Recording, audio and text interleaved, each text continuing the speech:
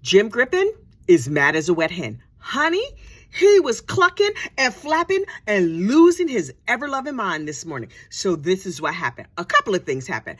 First of all, he had a private phone call at the jail with Alex Murdaugh, and it got leaked because apparently attorney-client calls are privileged and protected, and those can't get out. Well, the Hidden True Crime Podcast, I love that podcast.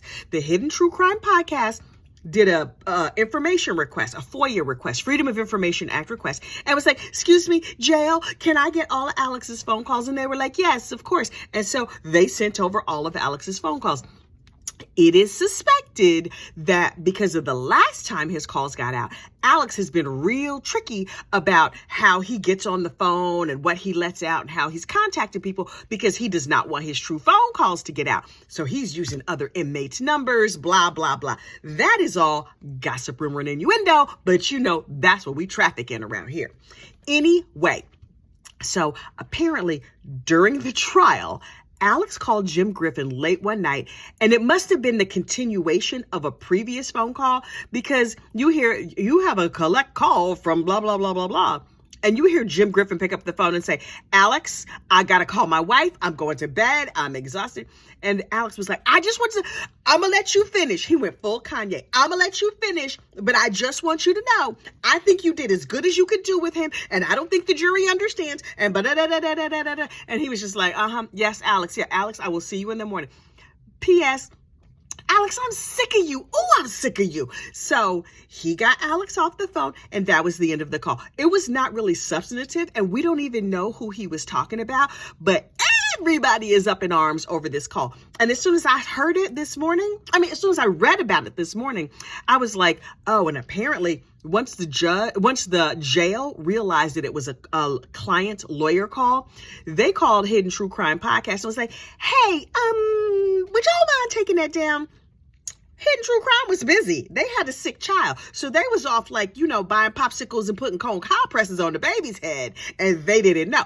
So they put it on their TikTok and went off and did whatever they was going to do. Well, everybody in the whole entire world picked it up and made it go viral inside of 3 seconds.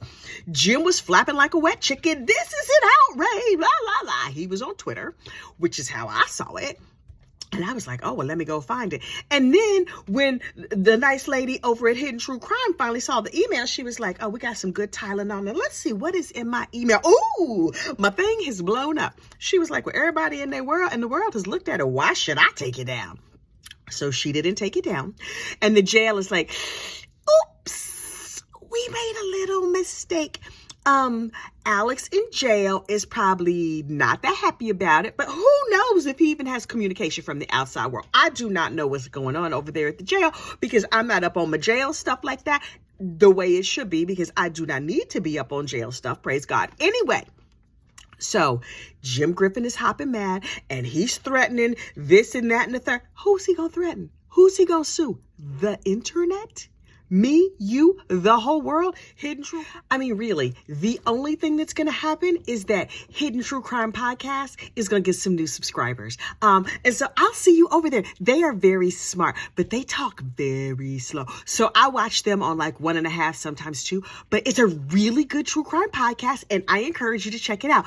Honestly, this little leak and Jim Griffin going crazy about it was kind of like the best advertisement they could have. Like our friend Nicole Muller in that other case, the crazy ex-boyfriend case. That was the best commercial she ever could have had, even if she loses the trial, even when she loses the trial. But we discussed that on the obsessed ex-boyfriend playlist. Go over there and look for that because that's a whole other kettle of fish. All right, y'all. Have a good night, and I'll see you later. Bye.